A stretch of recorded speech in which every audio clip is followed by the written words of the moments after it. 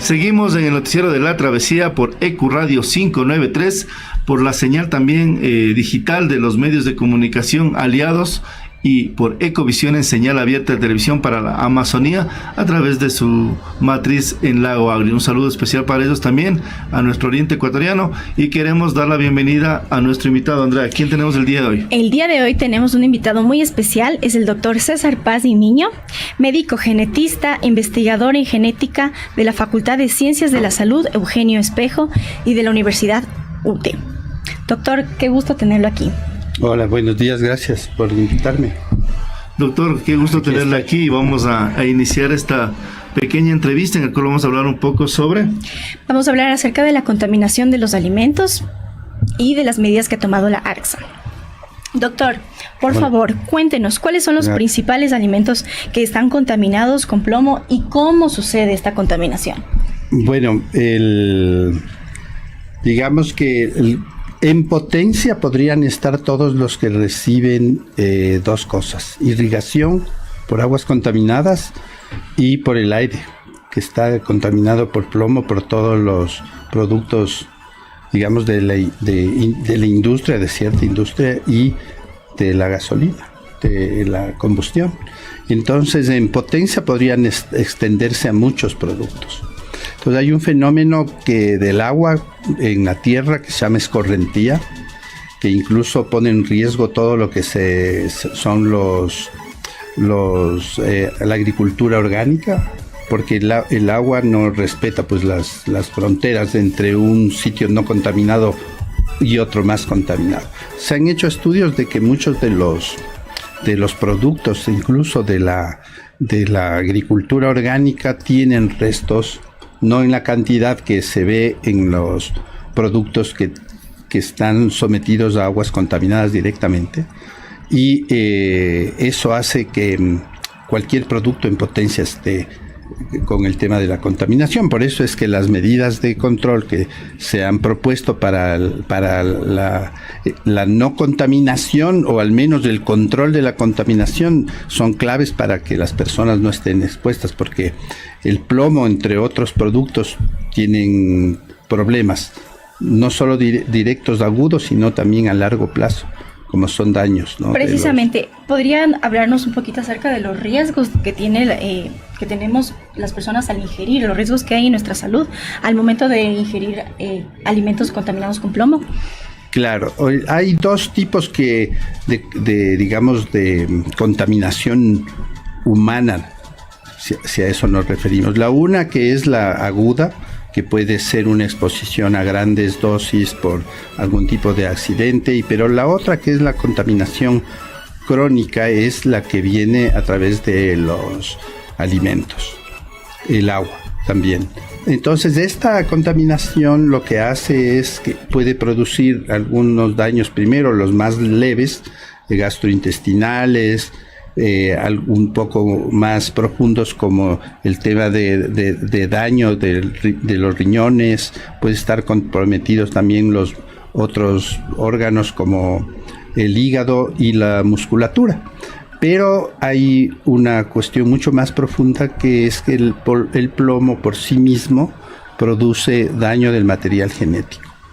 Y el daño del material genético se lo refleja con pruebas aparentemente, confiables, que rompen el ADN, el plomo rompe el ADN. ¿Y cómo lo veo eso? En un estudio del material genético de las células que se llama estudio de cromosomas.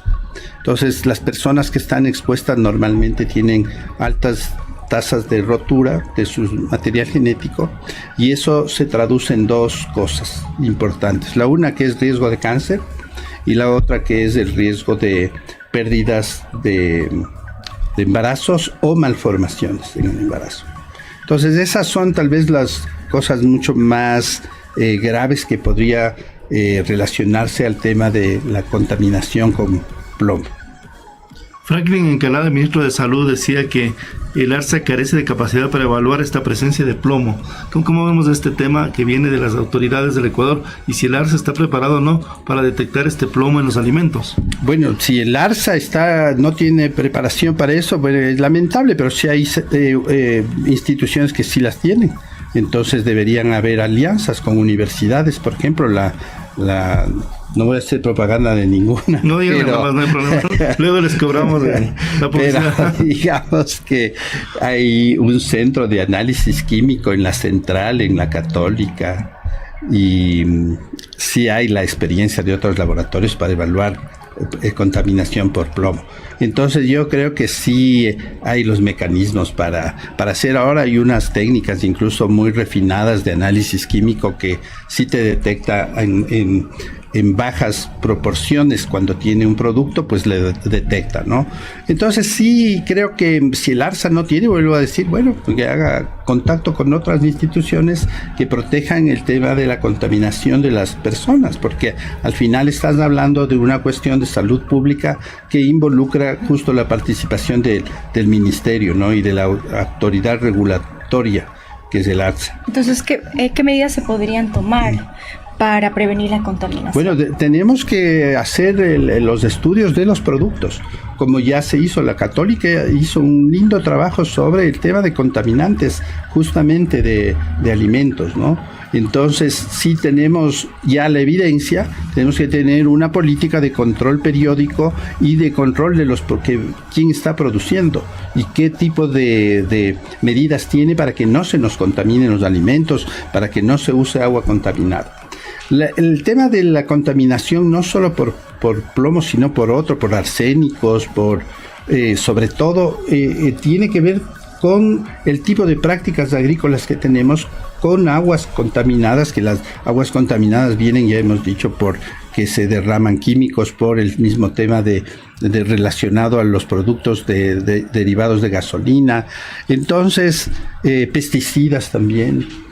Eso hace que se contaminen las aguas, se contaminen los alimentos. Entonces tiene que haber un sistema de control frecuente, periódico, científicamente hecho para que las personas estén alertas sobre este factor. Una cosa que es dramáticamente, pero así horrorosa, es que se había asociado, por ejemplo, el tema de la canela, que es lo primero que salió a la luz, la canela con contaminación de partículas de plomo, que eso se denunció a nivel internacional, que era una práctica para aumentar el peso de la venta. O sea, vendías la canela en polvo con partículas porque eso hacía que pese más y la ganancia sea mayor.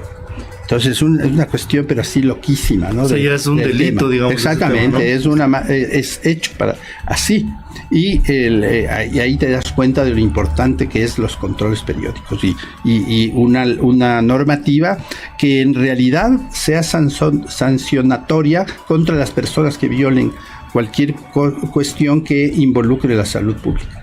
Debería haber un control periódico, ¿no es cierto?, para estos alimentos, sí, que puedan pasar el control y posteriormente poder venderlos. Exactamente. Entonces eso es lo que se tiene que hacer, y si hay las opciones, sí se puede en realidad hacer los controles, si es que se tienen aquí una institución que es una institución prestigiosa, que es el INSPI.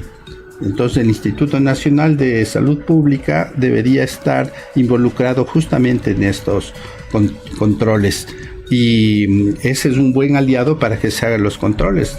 El ARSA lo conoce y debería, digamos, ahí dar el paso. ¿Cuáles son los grupos que están más vulnerables a la exposición?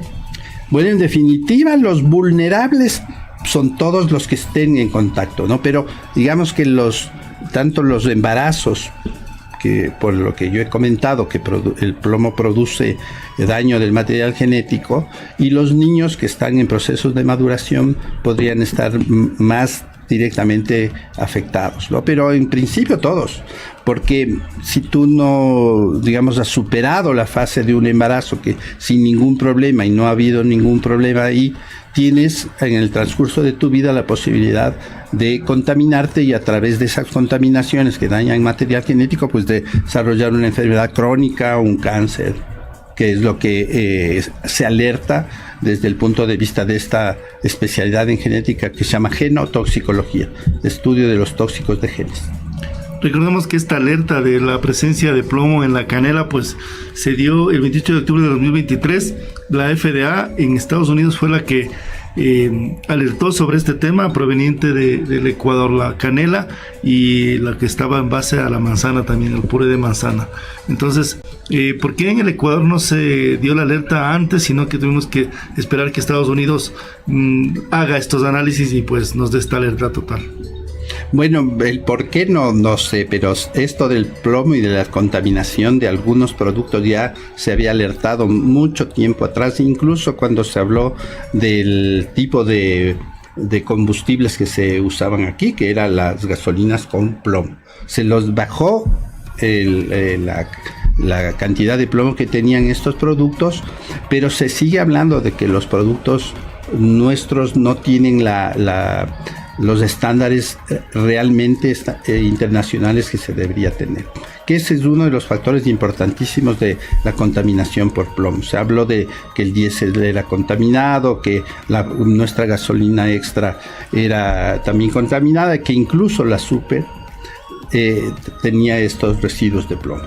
Entonces eso ya se había hablado de años, y simplemente que, no sé, pues las condiciones de un país pobre como este hace que no tengas la posibilidad de hacer controles directos y rápidos.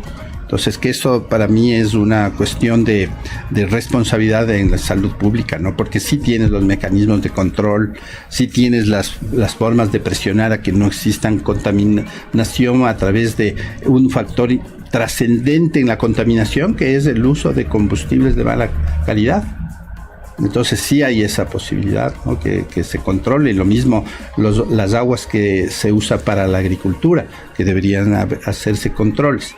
Uno de los argumentos que se ha usado es que, no, siguiendo el tema del ARSA, que no tienen la capacidad, claro, pero porque se ha disminuido también el número de personas que tenían la posibilidad de hacer los controles. No hay técnicos que lo hagan, porque hay esta política de ahorro del Estado. Pero ahorro está perfecto, pero hay áreas que no deberías... Es que no se pueden descuidar. Exactamente. Y el tema de salud creo que no es una de esas.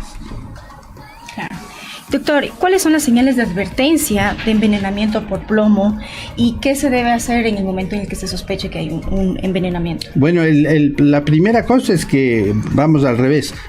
No debería haber esta contaminación, y si ya pues tenemos lastimosamente todo este proceso, bueno, puede haber varias cosas, ¿no?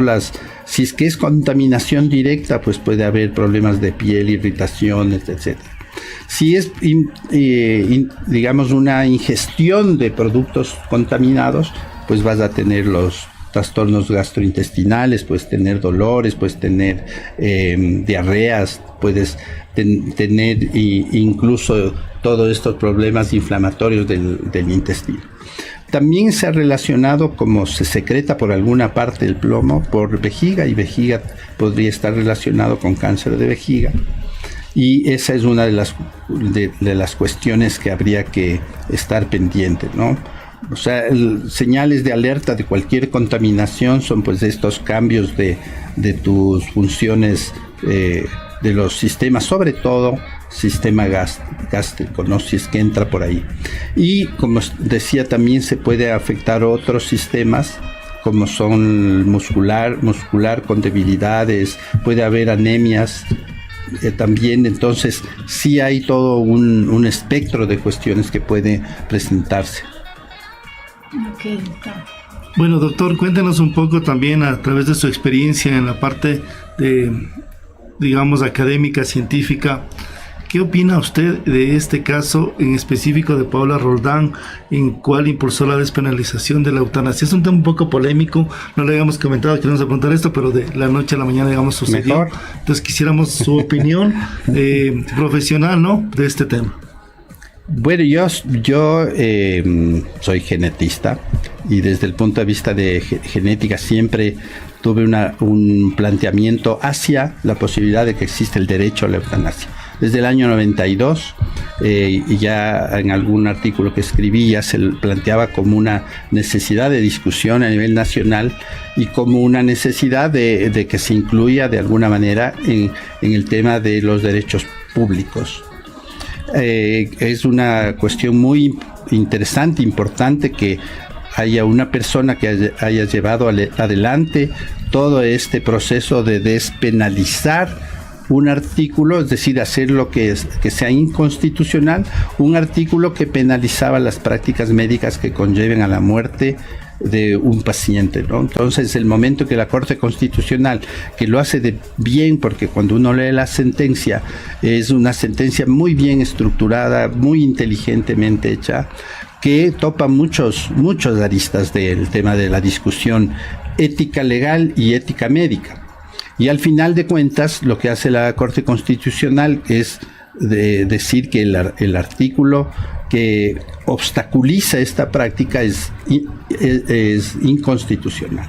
Esa fue la puerta de entrada a todo el proceso de que se puede realizar una eutanasia bajo la petición, primero clara y personal, luego autónoma y sin presión, lo que significa que no es que porque exista ya esta normativa el Estado va a hacer que alguien practique la eutanasia obligatoriamente, sino que es una cuestión personal.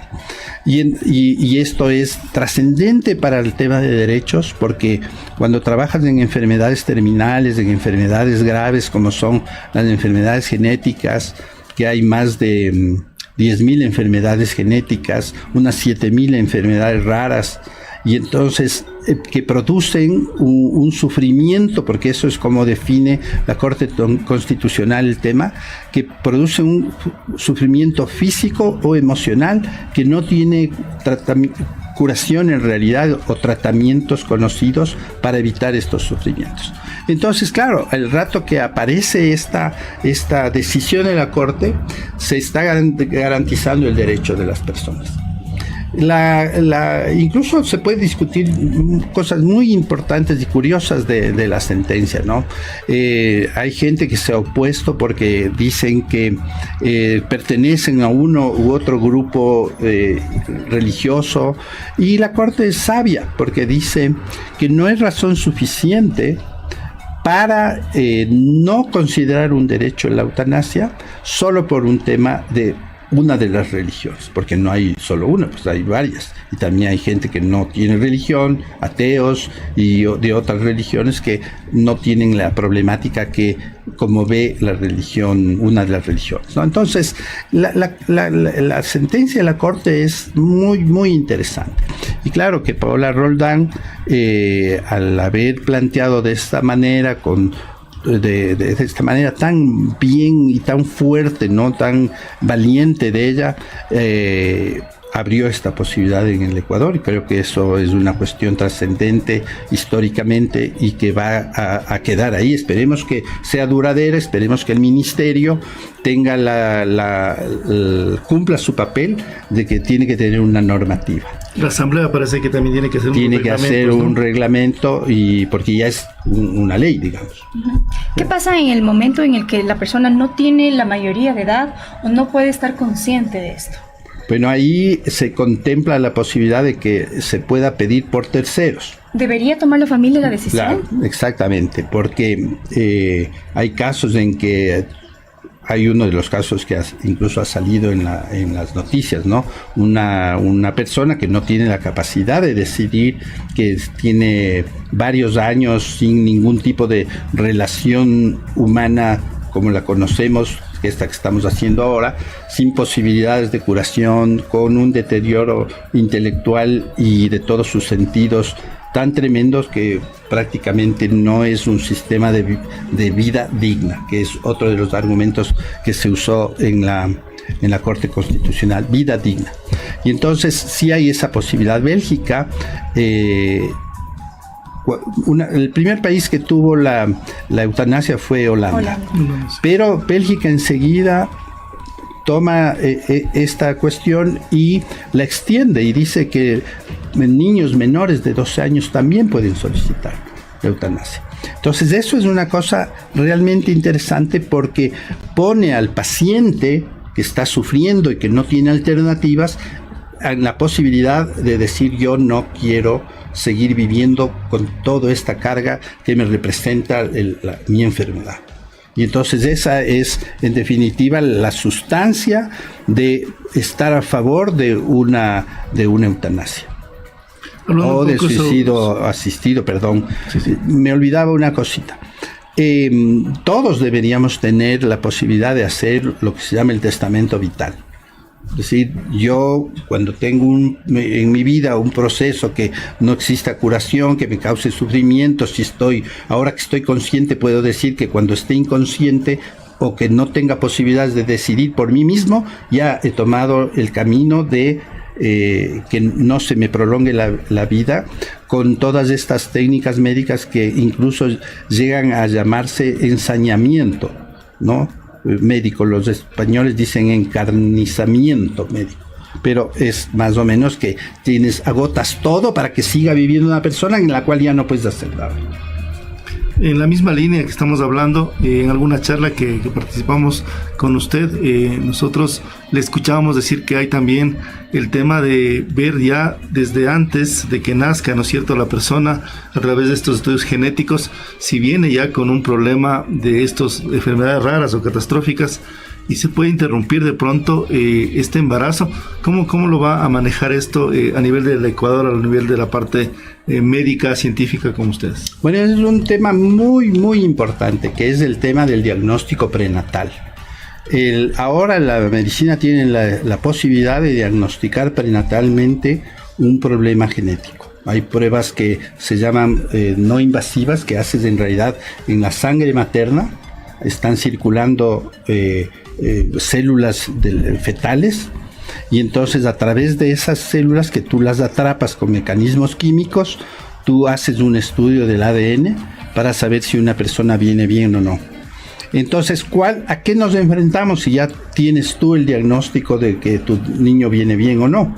Te enfrentas a la posibilidad que los pacientes te plantean cuando haces estas pruebas. Bueno, ¿y ahora qué hago? Entonces la ley te dice, no puedes hacer nada y tienes que tener tu hijo, y ahí vienen toda otra serie de discusiones éticas, ¿no? Entonces yo, en la misma línea de haber apoyado el tema de la eutanasia, haber apoyado el aborto por violación, también pienso que tenemos que introducir el aborto exactamente, por problemas genéticos y malformativos incompatibles con la vida, o en la misma línea de que no existen tratamientos ni curaciones. Entonces yo creo que el diagnóstico prenatal, primero, que es un derecho de las mujeres para hacerse un diagnóstico prenatal para ver cómo viene su hijo. Pero doctor, ¿por qué no se implementa esta Por práctica? El tema legal, para mí por el tema legal. Tecnológicamente estamos en capacidad del Ecuador de hacer eso. Sí, totalmente. Hacíamos ya años, todavía se sigue haciendo incluso. Y no solo eso, se hace diagnóstico preimplantación de embriones, que es una técnica bastante popularizada, quienes hacen fertilización in vitro, y porque puedes también saber si tu embrión, el que van a colocarte, está bien o no. Entonces tenemos un montón de herramientas que tienes acceso, pero no hay otra vez el sistema legal que te permita suspender un embarazo, un aborto terapéutico por causas genéticas. Entonces, ¿por qué no se ha popularizado?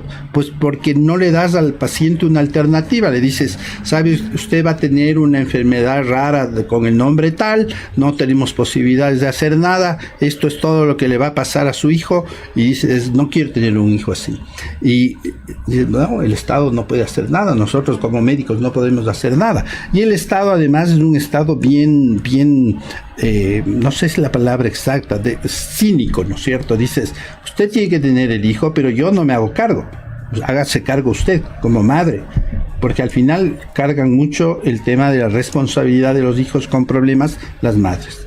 Hay abandonos de hogares, de los maridos, hay divorcios, hay violencia intrafamiliar, y todo eso provoca un niño que tiene un problema. Entonces tenemos que tener la capacidad de proyectar esto otra vez al derecho, ¿sí? El derecho de cuándo y cuántos hijos tener, que está contemplado en nuestra Constitución. Entonces el diagnóstico prenatal es otro derecho. ¿Qué reformas se podría plantear, doctor, para que la ley no sea, la ley permita que tal vez se pueda hacer diagnósticos con los niños o se pueda también dar al libre albedrío a las mamás para tener o no. Exactamente. Yo pienso que esto de la Corte Constitucional con el tema de la eutanasia podría haber la posibilidad de que alguien plantee lo mismo, decir, yo tengo el derecho de interrumpir mi embarazo con una enfermedad genética y demando al Estado porque no me está dejando posibilidades de lo que dice la Constitución, que eres libre de decidir cuándo y cuántos hijos tener, y dentro de esa perspectiva pues yo puedo decir, este hijo que tiene problemas no lo quiero. Y esa es una cuestión que normalmente las personas no les gusta discutir, pero que los pacientes te plantean. Las pacientes mujeres te dicen, yo tengo este problema y ¿ahora qué hago? Entonces estás atrapado por un sistema legal y por un criterio moral religioso de una sociedad que no entiende el tema de los derechos personales, porque asimismo como tú tienes tu derecho personal, nadie te puede decir, es que por mis creencias tú no puedes hacer un aborto, porque esa es más o menos la posición, ¿no? Entonces yo creo que tenemos esa posibilidad ahora. Hay normas internacionales para hacer un diagnóstico prenatal. Mujeres pasados los 35 años deberían hacerse un diagnóstico prenatal. Cada vez que sube un año sube el doble de riesgo de tener un hijo con problemas malformativos, y entonces eso hace ver que necesitamos discutir este tema. El tema del aborto por violación ya nos trajo digamos una ventaja porque se lo aprobó con todas las restricciones morales que se puso en esa normativa, ¿no? Que el presidente anterior puso en esa normativa. Pero así todo tenemos esa posibilidad. Entonces tenemos que, yo creo que seguir concientizando sobre el derecho, sobre los valores que cada persona tiene en relación a la información que tenga sobre tu embarazo. Y bajo esa perspectiva, pues tendríamos que abrir la posibilidad de los abortos terapéuticos en estas condiciones que se hace en otros países también, ¿no? Ya, ahora, ¿qué pasa con las personas que ya tienen a sus hijos con una enfermedad rara, con algún tipo de malformación genética? ¿Qué se hace en esos casos? ¿Cómo el Estado o cómo fundaciones pueden ayudar a estas personas a que tengan una calidad de vida digna? Claro, eso es otra cosa. Si ya tengo un niño con problemas, un hijo con un problema, pues tengo que tener todas las posibilidades terapéuticas que el Estado tiene obligación de darme. Porque no tenemos que olvidarnos que el Estado tiene en la Constitución el sistema de asistencia en salud gratuito, cálido, con la mejor tecnología para solucionar tus problemas. Entonces, el Estado tiene esa responsabilidad, sobre todo las personas que nazcan con un problema que necesite atención. Hay fármacos, una serie de fármacos actualmente que solucionan algunas de las enfermedades. Yo he hablado que hay como 7,000 enfermedades, hasta 10,000 enfermedades genéticas, pero no todas tienen tratamientos en los cuales tú puedas, en definitiva, reemplazar el gen malo por un bueno, o tener un fármaco que bloquee un gen malo o que promueva la producción de una sustancia buena que sea beneficiosa para la enfermedad determinada. Entonces, eso tiene que ser una cuestión de política de Estado. El Ecuador tiene 106 enfermedades incluidas en las enfermedades raras, pero 106 de 7,000 es del 1.15%. Entonces, eso quiere decir que nos falta mucho por recorrer. El tema de derecho en relación a esto. Y vuelvo a decir, si es que tú tendrías abiertas todas las posibilidades que rodean a las enfermedades genéticas, que son el diagnóstico prenatal, que es el tamizaje neonatal, que no sé por qué en el Ecuador solo se hace de 4 enfermedades, cuando hay tecnologías ahora que puedes analizar en una sola prueba 50 enfermedades. Seguimos con esta cuestión de que no es comprensible por qué estamos atados a este tipo de pruebas que ya están incluso pasadas de moda en la tecnología, ¿no? Entonces, si tienes todas estas herramientas para saber si tu hijo viene bien, si tienes las posibilidades terapéuticas claras, tú puedes incluso decidir sobre tu embarazo, y de esa manera también se ha visto que se aliviana la carga de los estados.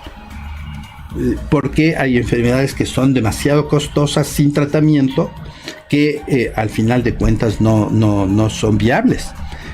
Hay otras que sí tienen tratamientos y que sobre esos hay que trabajar con los pacientes y con todo el derecho de atención que tengan.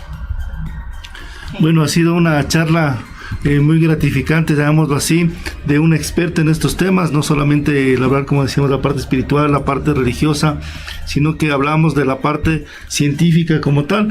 Le agradecemos, doctor, por estar aquí en EcuRadio 593 en el noticiero. Muchas gracias. Muchísimas gracias Súper. por su visita. Gracias. Esperamos tenerlo más veces aquí en el programa. Gracias. Seguimos, amigos, a través del noticiero de la travesía por EcuRadio 593, por las plataformas virtuales también de Facebook, YouTube, el TikTok, y ya tenemos gente que nos está escribiendo también. Vamos a pasarles estas inquietudes más adelante al doctor, así que también un abrazo fuerte para la gente que nos escucha en Lago Agrio y también nos mira a través de Ecovisión. Un saludo fraterno siempre para ellos y seguimos con más después de esta pausa comercial.